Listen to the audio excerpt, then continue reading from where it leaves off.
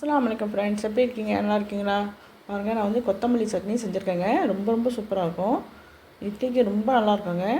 இந்த சட்னிக்காகவே கூட 2 இட்லி சாப்பிட்லாம், அந்தளவுக்கு டேஸ்ட்டாக இருக்கும். உடம்புக்கும் ரொம்ப நல்லதுங்க. வாங்க எப்படி செய்யலான்னு பார்க்கலாம்.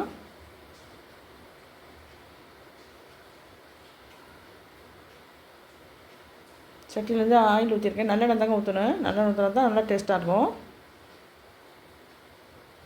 இப்போ வந்து வறுத்து எடுத்துக்கலாம். இந்த பருப்புலாம் இருக்குது, அதை எடுத்துக்கலாம். கடலைப்பருப்பு பாருங்கள், 2 ஸ்பூன் போட்டிருக்கேன்.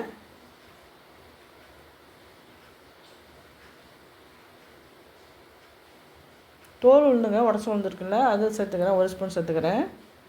தோல் உளுந்து இல்லைன்னாக்கா நீங்கள் சும்மா உளுந்தே சேர்த்துக்கலாம். என்கிட்ட இருக்குது, அதனால் இது சேர்த்துக்கிறேன். நல்லது உடம்புக்கு. லைட் ப்ரௌன் கலர் ஆரம்பிக்க நம்ம வறுத்துக்கிட்டே இருக்கணுங்க. நல்லா மணம் வரும்.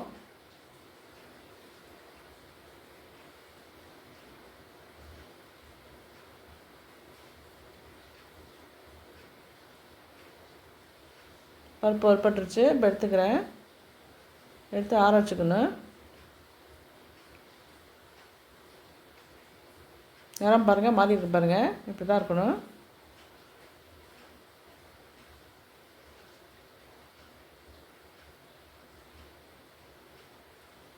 இப்போ பூண்டு வந்து 10 பல்லு பூண்டு வச்சுருக்கேங்க, அதை சேர்த்துக்கிறேன். சின்ன வெங்காயம் யூஸ் பண்ணியிருக்கேங்க. நீங்கள் சின்ன வெங்காயம் இல்லைன்னா பெரிய வெங்காயம் போட்டுக்கலாம். சின்ன வெங்காயம் போட்டால் நல்லா டேஸ்ட்டாக இருக்கும். சின்ன வெங்காயம் 10, 15 இருக்குங்க. அது 2, 3 கட் பண்ணி சேர்த்துருக்குறேன்.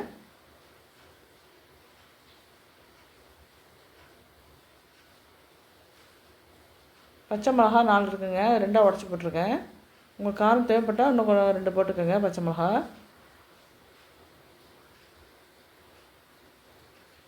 உப்பு தேவையானதுக்கு சேர்த்துக்கிறேன்.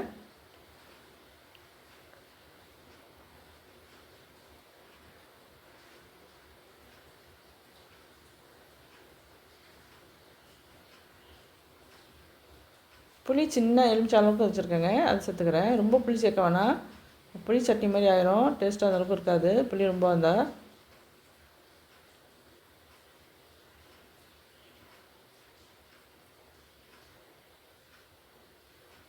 கொத்தமல்லி 1 கட்டு வாங்கியிருக்கேங்க. இது வந்து கழுவி சுத்தம் பண்ணி வச்சுருக்கிறேன். அந்த காம்போடு வெட்டி வச்சுக்கணும். நல்லா ஃப்ளேவராக இருக்கும். காம்போடு போட்டால் நல்லா ஃப்ளேவராக இருக்கும், மணமாக இருக்கும். 2 கைப்பிடி போட்டிருக்கேன் மல்லி இலை. ரொம்ப உடம்புக்கு நல்லதுங்க. மல்லி இலை, புதினாலாம் சேர்த்தனால உடம்புக்கு நல்லது. புதினா பாருங்கள், 1 கைப்பிடி இருக்குது, அதை போட்டுக்கிறேன். இதெல்லாம் நம்ம வீட்டிலே இருக்குதுங்க. புதினா, கருவேப்பிலாம் நம்ம வீட்டிலே இருந்தது. புதினா காம்பு ஊண்டி வச்சா நல்லா முளைக்க ஆரம்பிச்சிடுங்க. கருவேப்பிலை 2 கொத்து சேர்த்துக்கிறேன். ஃப்ரெஷ்ஷான கருவேப்பிலைங்க, இது நம்ம வீட்டிலே விளையிறதுனால ஃப்ரெஷ்ஷாக இருக்குது. காய்கறி கடையில் வாங்கினாக்க அவங்க கலர்லாம் ஏற்றி கொடுக்குறாங்க, அது உடம்புக்கு அவ்வளோ நல்லதில்லை.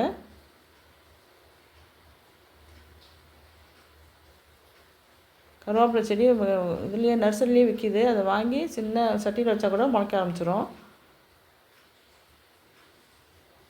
நம்ம வீட்டில் செஞ்சால் அவ்வளோ நல்லது உடம்புக்கு. நல்லா வதங்கிடுச்சு.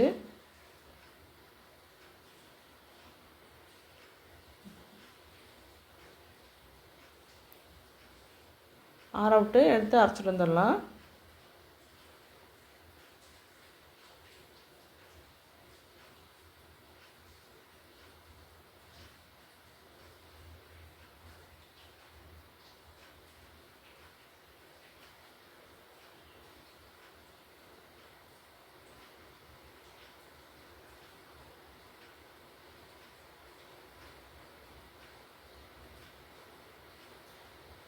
நல்லா ஆறட்டுங்க. ஆறின பிறகு அரைச்சிக்கலாம். பருப்பு அரைக்கணுங்க. அரைச்ச பிறகு தான் நம்ம வந்து வெங்காயத்தெல்லாம் சேர்க்கணும். நல்லா ஆறிடுச்சு. இப்போ வந்து பருப்பு ஒரு சுற்றி எடுத்துகிட்டு வந்துடுறேன். சேர்த்து அரைச்சாக்க இந்த பருப்பு வந்து வெங்காயத்தோடு சேர்த்து சரியாக அரையாது.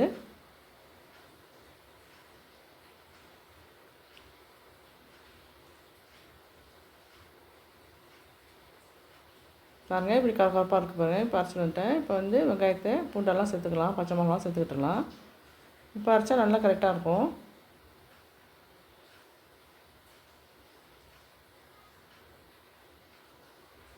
ரொம்ப ஃபைன் பேஸ்ட்டாக அரைக்கக்கூடாதுங்க, கொஞ்சம் குறகுறப்பாக அரைச்சிக்கணும். நான் தண்ணி சேர்க்காமே அரைச்சிருக்கிறேன். இவ்வளோ கெட்டியாக இருக்குது பாருங்கள். இந்த மாதிரியே வச்சு சாப்பிட்லாம். இல்லை கொஞ்சம் தளர்வாக இருக்கணுன்னா கொஞ்சமாக நான் டம்ளர் தண்ணி சேர்த்துக்கிறேன். மணமாக இருக்குங்க, அரைக்கும் போது அவ்வளோ மணமாக இருக்குது.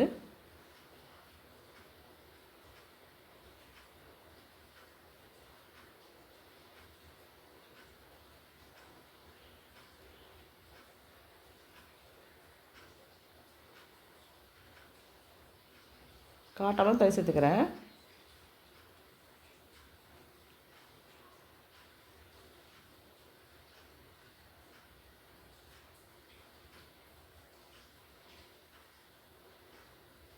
பாருங்கள், இப்போ கரெக்டாக தளர்வாக இருக்குது பாருங்கள். இப்படி தான் இருக்கணும். இப்போ வந்து தாளிச்சிடலாம். தாளித்து கொண்டு வந்து ஊற்ற போகிறேன். இதில் ஆயிலெலாம் தாளித்து இதை சேர்த்துக்க போகிறேன். இதில் நல்லெண்ணெய் ஊற்றி கடுகுலாம் உளுத்த பருப்புலாம் போட்டு கருவேப்பிலை போட்டு வரமிளகா போட்டு சேர்த்துருக்குறேன். இப்போ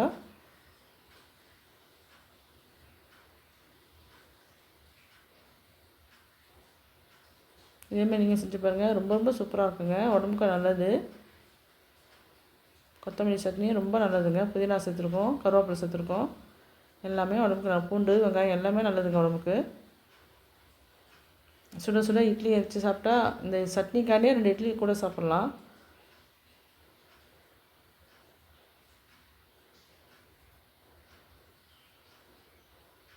அவ்வளோ டேஸ்ட்டாக இருக்கும். நீங்கள் இதேமாதிரி செஞ்சு பாருங்கள். செஞ்சு பார்த்துட்டு நான் போகிற வீடியோ உங்களுக்கு பிடிச்சிருந்துச்சுன்னா லைக் பண்ணுங்கள், ஷேர் பண்ணுங்கள், சப்ஸ்கிரைப் பண்ணுங்கள், கமெண்ட்டில் சொல்லுங்கள் எப்படி இருக்குன்னு.